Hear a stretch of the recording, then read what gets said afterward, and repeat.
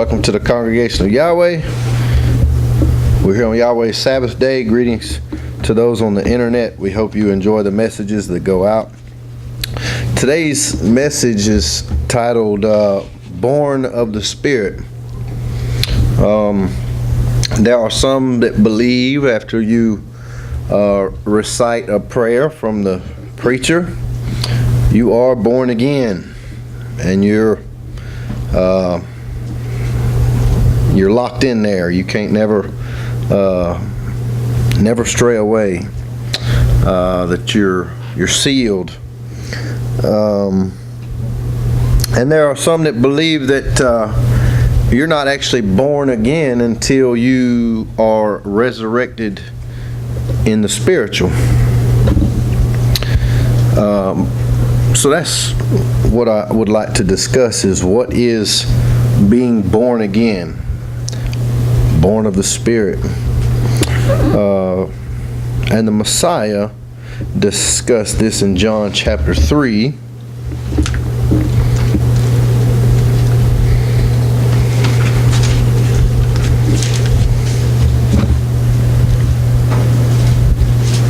Starting in verse 1.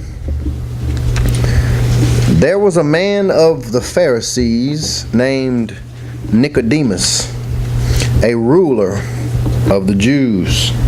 The same came to Yeshua by night and said unto him, Rabbi, we know that thou art a teacher, come from Elohim, for no man can do these miracles that thou doest, except Elohim be with him. Yeshua answered and said unto him, Verily, verily, I say unto thee, except a man be born again, he cannot see the kingdom of Yahweh. And some, that word again, some prefer the translation of above, which that word in the Greek can mean above. So, except a man be born from above, he cannot see the kingdom of Yahweh. Nicodemus saith unto him, How can a man be born when he is old? Can he enter the second time into his mother's womb and be born? Yeshua answered, Verily, verily, I say unto thee, except a man be born of water and of the Spirit, he cannot enter into the kingdom of Yahweh. Some believe that this water and Spirit is actually referring to the Word and the Spirit. And some believe it's actually talking about you have to go through natural birth and then spiritual birth in order to enter into the kingdom.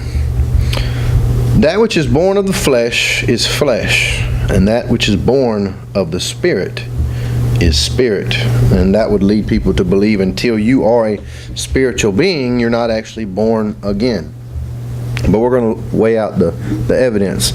Marvel not that I said unto thee, you must be born again.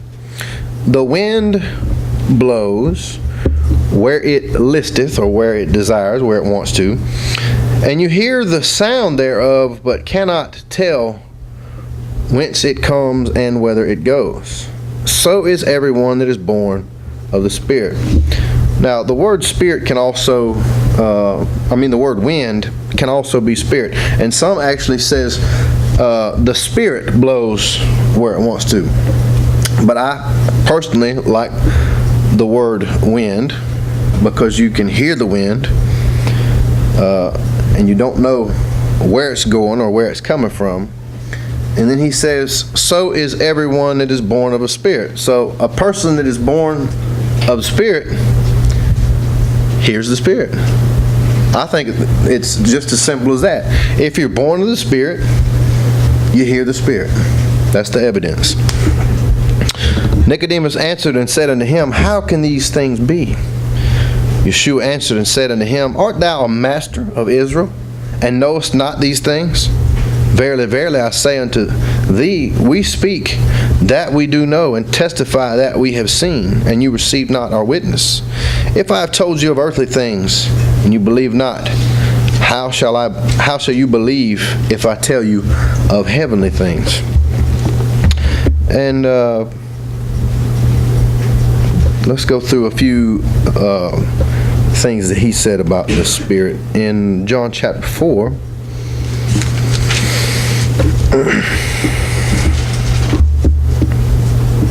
starting in verse 4, and he must needs go through Samaria. Then comes he to a city of Samaria, which is called Sychar, near to the parcel of ground that Jacob gave to his son Joseph. Now Jacob's well was there. Yeshua, therefore, being wearied with his journey, sat thus on the well, and it was about the 6th hour. There cometh a woman of Samaria to draw water. Yeshua saith unto her, Give me to drink. For his disciples were gone away unto the city to buy meat. Then said the woman of Samaria unto him, How is it that thou, being a Jew, askest drink of me, which am a woman of Samaria? For the Jews have no dealings with the Samaritans. Yeshua answered and said unto her, If thou knew the gift of Elohim, and who it is that saith to thee, Give me to drink, thou wouldest have asked of him, and he would have given thee living water. The woman saith unto him, Sir, thou hast nothing to draw with, and the well is deep. From whence then hast thou that living water? Art thou greater than our father Jacob, which gave us the well, and drank thereof himself, and his children, and his cattle? It's interesting that he says so many spiritual things, and everybody tries to take on a physical level, and gets confused.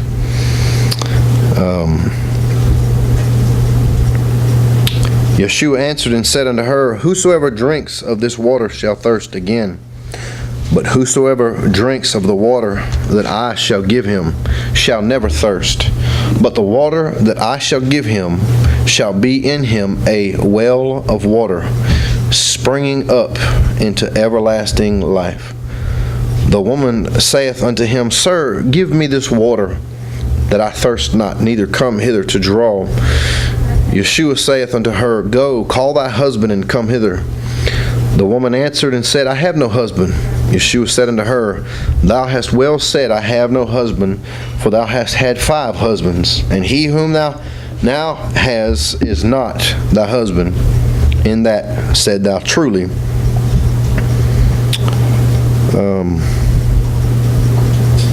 Let me go down to verse 23. But the hour comes, and now is, when the true worshipers shall worship the Father in spirit and in truth. For the Father seeks such to worship him.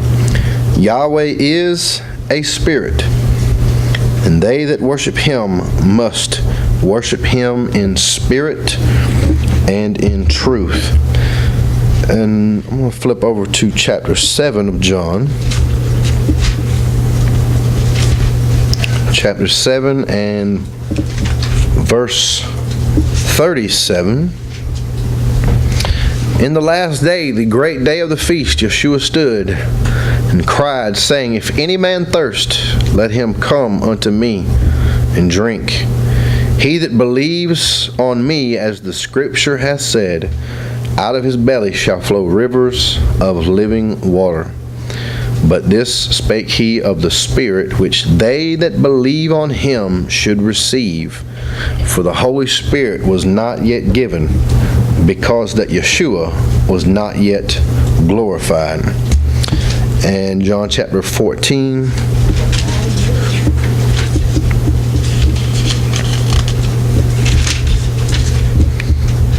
Verse 15. If you love me, keep my commandments, and I will pray the Father, and he shall give you another Comforter, that he may abide with you forever, even the Spirit of truth, whom the world cannot receive, because it seeth him not, neither knoweth him. But you know him, for he dwells with you, and shall be in you. I will not leave you comfortless. I will come to you. Yet a little while, and the world sees me no more, but you see me. Because I live, you shall live also.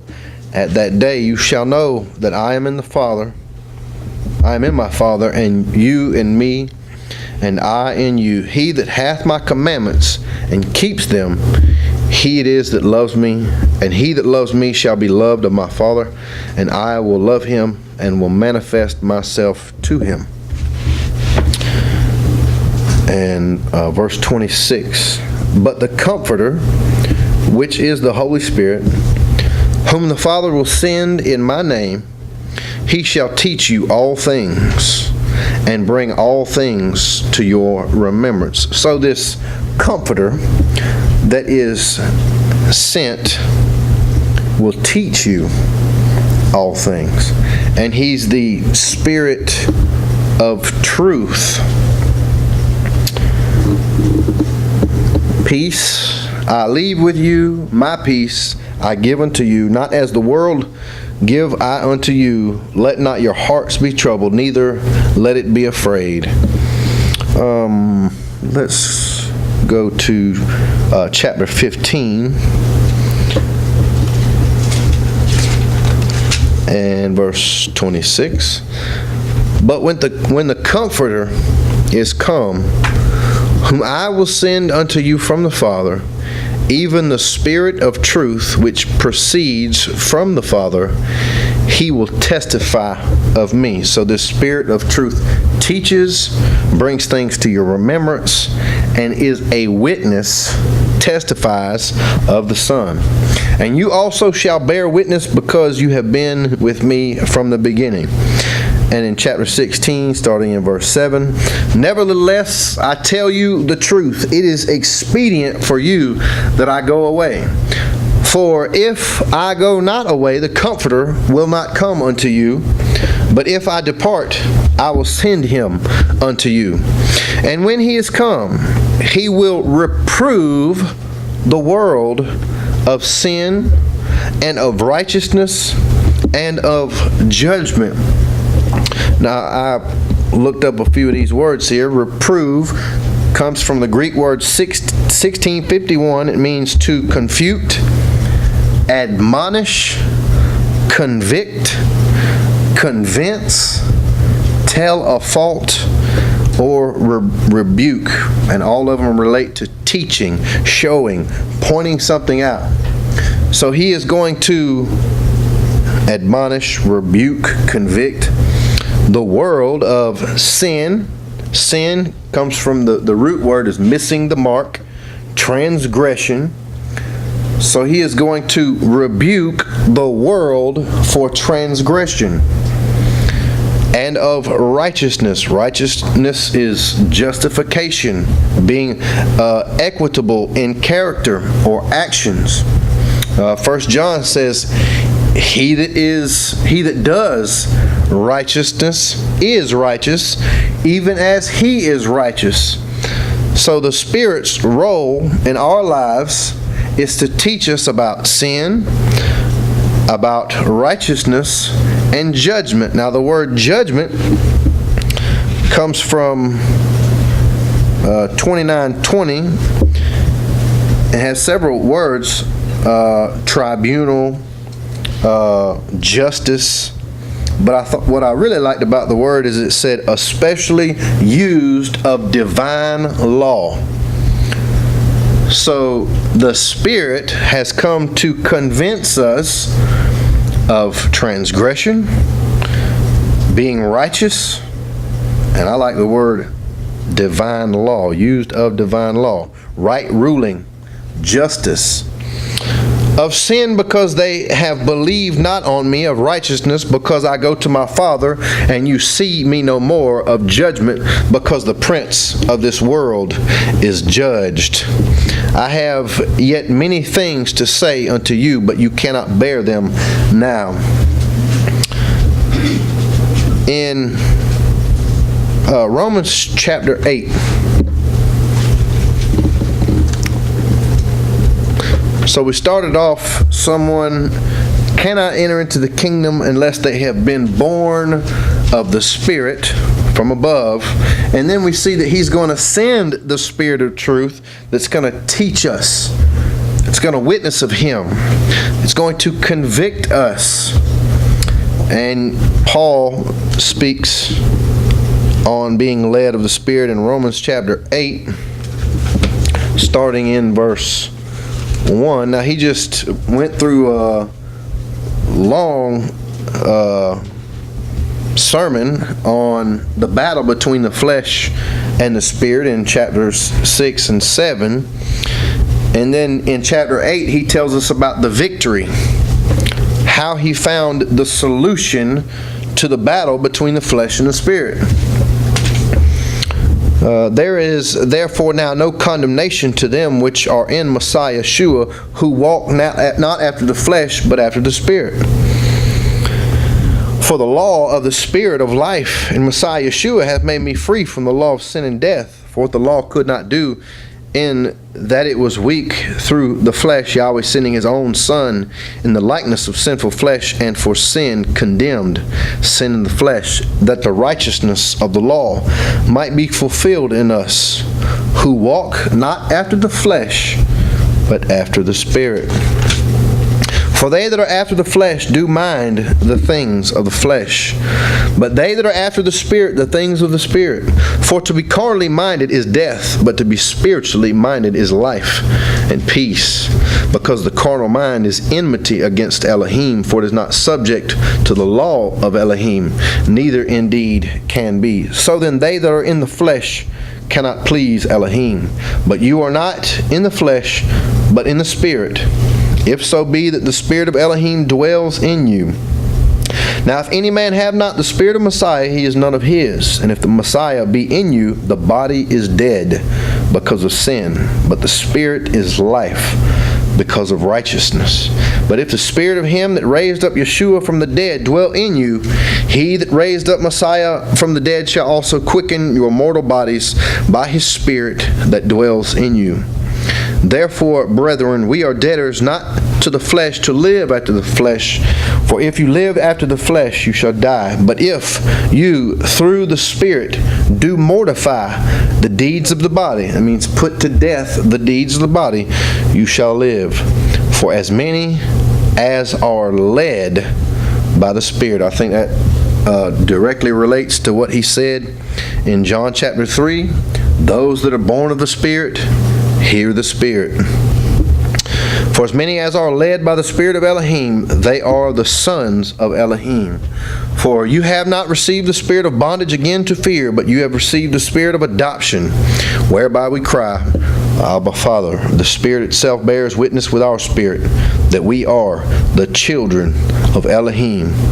And if children, then heirs, heirs of Yahweh and joint heirs with Messiah, if so be that we suffer with him, that we may be also glorified together. Acts chapter 2.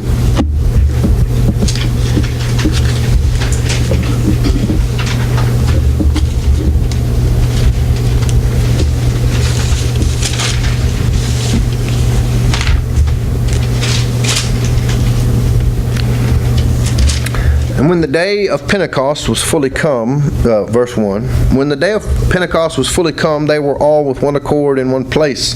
And suddenly there came a sound from heaven as of a rushing mighty wind, and it filled all the house where they were sitting. And there appeared unto them cloven tongues like as of fire, and it sat upon each of them. And they were all filled with the Holy Spirit, and began to speak with other tongues, as the Spirit gave them utterance. And there were dwelling at Jerusalem Jews, devout men out of every nation under heaven. Now when they heard this, they thought that these men were drunk. Let me skip down to verse 14.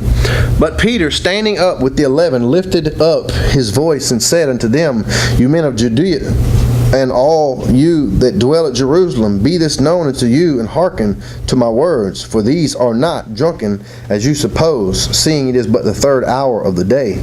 But this is that which was spoken by the prophet Joel. And it shall come to pass in the last days, said Yahweh, I will pour out of my spirit upon all flesh, and your sons and your daughters shall prophesy, and your young men shall see visions, and your old men shall dream dreams. And on my servants and on my handmaids I will pour out in those days of my spirit, and they shall prophesy. And I will show wonders in heaven above, and signs in the earth beneath, blood and fire and vapor of smoke. The sun shall be turned into darkness, and the moon into blood, before that great and notable day of Yahweh comes. And it shall come to pass that whosoever shall call upon the name of Yahweh shall be saved. And there's also some things in the Tanakh about the outpouring of the Spirit. Let's go to Ezekiel, chapter 37.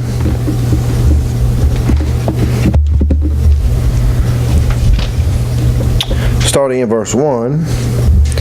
The hand of Yahweh was upon me, and carried me out in the spirit of Yahweh, and set me down in the midst of a valley which was full of bones, and caused me to pass by them round about. And behold, there were very many in the open valley, and lo, they were very dry. And he said unto me, Son of man, can these bones live? And I answered, O my sovereign Yahweh, thou knowest.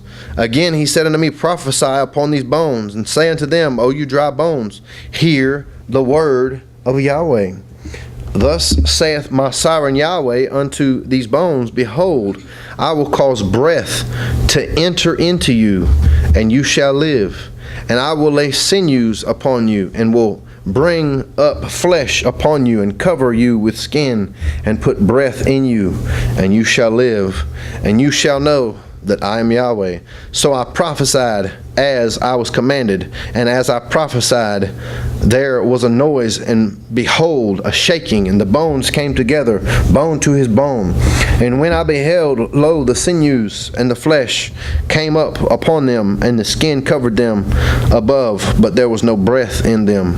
Then said he unto me, Prophesy unto the wind, prophesy, son of man, and say to the wind, Thus saith my sovereign Yahweh, Come from the four winds, O breath, and breathe upon these slain, that they may live. So I prophesied as he commanded me, and the breath came into them, and they lived, and stood up upon their feet, an exceeding great army. Then he said unto me, Son of man, these bones are the whole house of Israel. Behold, they say, Our bones are dried, and our hope is lost. We are cut off for our parts. Therefore prophesy, and say unto them, Thus saith my sovereign Yahweh, Behold, O my people, I will open your graves, and cause you to come up out of your graves, and bring you into the land of Israel. And I think we're going to see here in just a minute that this has a twofold meaning. And you shall know that I am Yahweh when I have opened your graves, O my people, and brought you up out of your graves. Now it says that these dry bones are the house of Israel, and he's going to put spirit within them. And it's interesting in Jeremiah 31 and Ezekiel 36 and several other places, it talks about something new coming, sprinkling of water coming to the house of Israel, putting his law in their inward parts and writing it in their hearts, taking away their stony heart, giving them a heart of flesh. All these things are synonymous. It's his spirit being put inside of his people and causing them to obey his precepts, his judgments, his Torah. It's the spirit of obedience.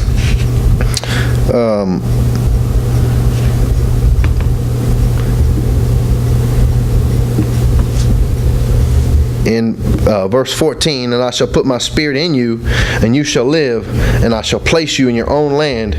Then you shall know that I, Yahweh, have spoken it and performed it. Now, the Messiah said something interesting over here in John chapter 5 that goes along with that.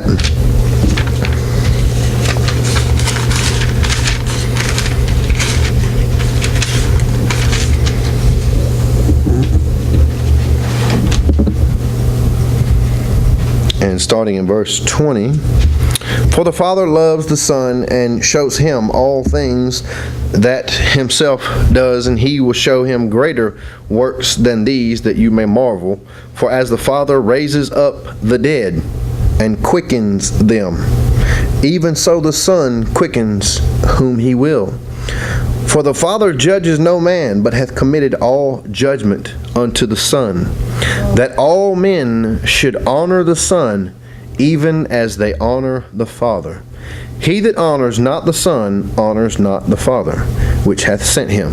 Verily, verily, I say unto you, he that hears my word and believes on him that sent me hath everlasting life, and shall not come into condemnation, but is passed from death unto life. Verily, verily, I say. So, in other words, to pass from death to life, you need to hear the word and believe on him that sent him. Verily, verily, I say unto you, the hour is coming, and now is. There's a time in the future, and the time is now, when the dead shall hear the voice of the Son of Yahweh, and they that hear shall live. For as the Father hath life in himself, so hath he given to the Son to have life in himself, and hath given him authority to execute judgment also, because he is the Son of Man. Marvel not at this, for the hour is coming, in the which all that are in the grave shall hear his voice, and shall come forth. They that have done good unto the resurrection of life, and they that have done evil unto the resurrection of judgment. I can of mine own self do nothing. As I hear, I judge, and my judgment is just, because I seek not mine own will, but the will of the Father which hath sent me. 1 Peter chapter 1.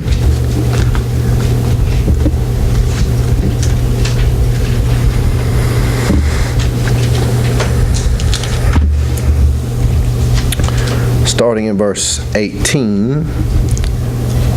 For as much...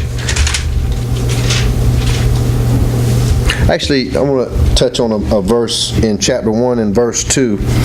Elect according to the foreknowledge of Yahweh, the Father, through sanctification of the Spirit unto obedience, and sprinkling of the blood of Yeshua Messiah, grace unto you and peace be multiplied. And sanctification of the Spirit unto obedience. I think that goes well with the theme here.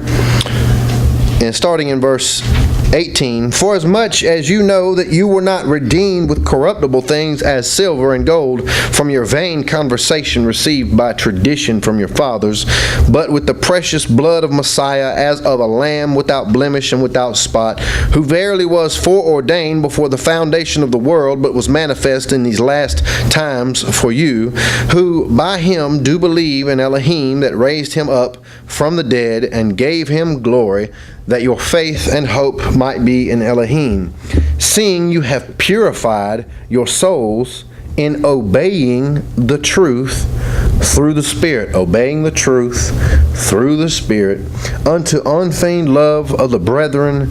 See that you love one another with a pure heart fervently, being born again, not of corruptible seed, but of incorruptible, by the word of Yahweh, which liveth and abideth forever. Now there's several Greek words used when you see the term being born again, and they are different Greek words. This is the Greek 3:13. Let me look that up real quick.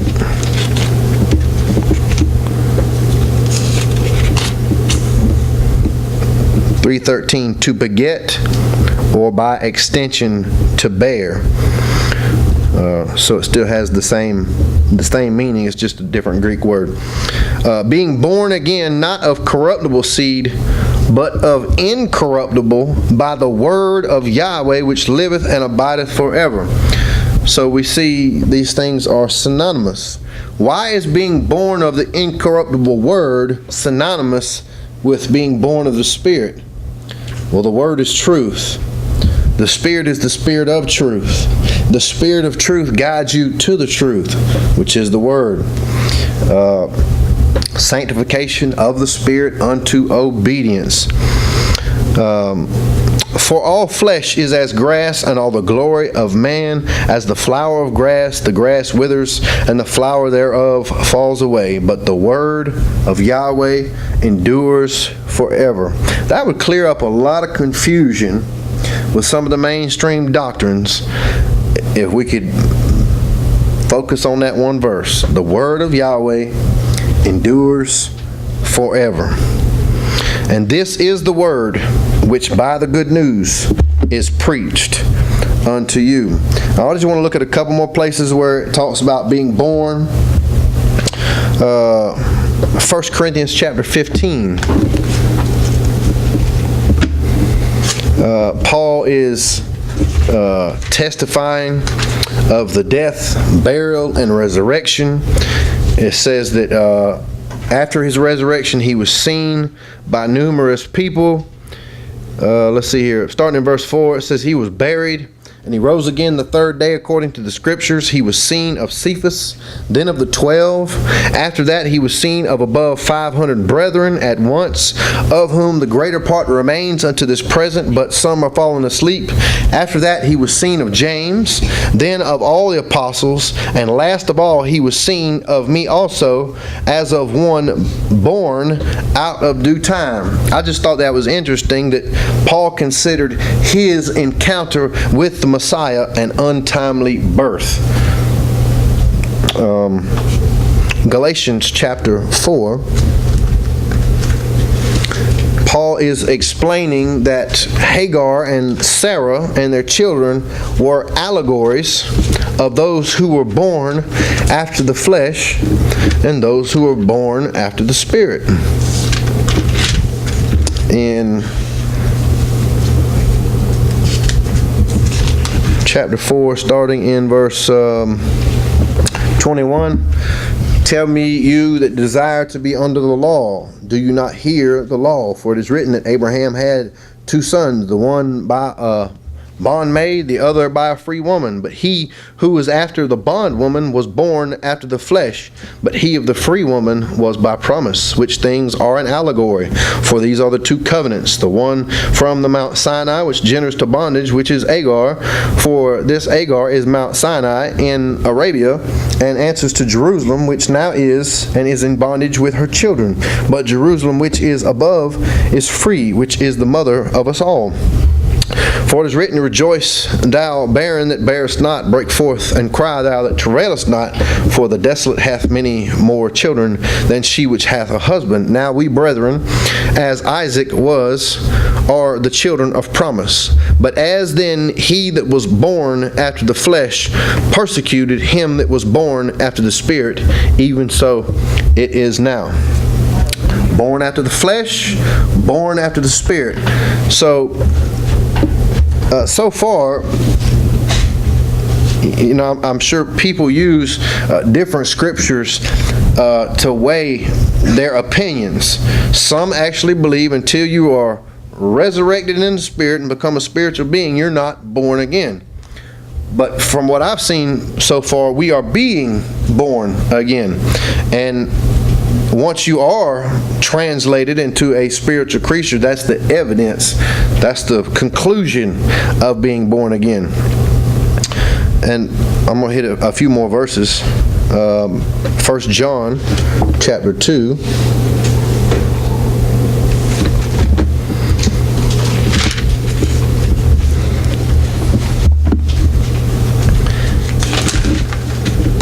And verse 29. If you know that he is righteous, you know that everyone that does righteousness is born of him. Could that be referring to the second birth? Born from above, born of the Spirit. Chapter 3 and verse 9. Whosoever is born of Elohim doth not commit sin, for his seed remains in him, and he cannot sin because he is born of Elohim. Chapter 4, verse 7. Beloved, let us love one another, for love is of Elohim, and everyone that loves is born of Elohim and knows Elohim. Chapter 5, verse 1. Whosoever believes that Yeshua is the Messiah is born of Elohim, and everyone that loves him that begat loves him also that is begotten of him. Verse 4, for whosoever is born of Elohim overcomes the world, and this is the victory that overcomes the world, even our faith. And verse 18, we know that whosoever is born of Elohim sins not, but he that is begotten of Elohim keeps himself, and that wicked one touches him not. And I'll just we'll go to 1 Corinthians,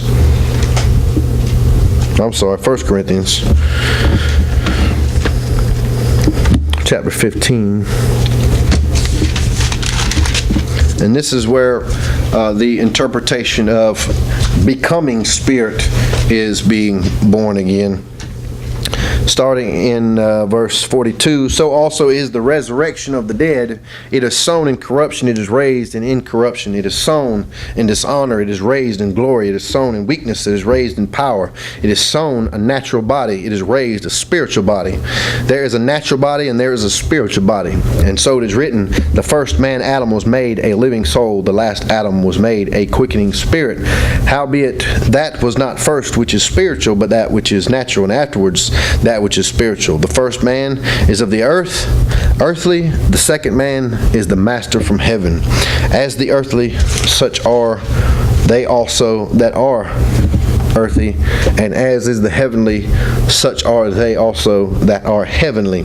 And as we have borne the image of the earthly, we shall also bear the image of the heavenly. Now this I say, brethren, that flesh and blood cannot inherit the kingdom of Yahweh, neither doth corruption inherit incorruption. Behold, I show you a mystery. We shall not all sleep, but we shall all be changed in a moment, in the twinkling of an eye, at the last trump. For the trumpet shall sound, and the dead shall be raised incorruptible, and we shall be changed. For this corruptible must put on incorruption, and this mortal must put on immortality. So when this corruptible shall have put on incorruption, and this mortal shall have put on immortality, then shall be brought to pass the saying that is written, death is swallowed up in victory. O death, where is thy sting? O grave, where is thy victory? And closing out in Romans chapter 8 and verse 19. For the earnest expectation of the creature waits for the manifestation of the sons of Elohim. For the creature was made subject to vanity. This word is the creation. The creation has been subject to vanity, not willing, but by reason of him who hath subjected the same in hope, because the creature itself also shall be delivered from the bondage of corruption into the glorious liberty of the children of Elohim. For we know that the whole creation groans and travails in pain together until now. And not only they, but ourselves also, which have the first fruits of the Spirit, even we ourselves groan within ourselves, waiting for the adoption, to wit, the redemption of our body. For we are saved by hope, but hope that is seen is not hope. For what a man sees, why does he yet hope for? But if we hope for that we see not, then we do with patience wait for it. So we see that we are born of the Spirit when we are led of the Spirit, but we wait for the promise of being raised in the Spirit. Hallelujah.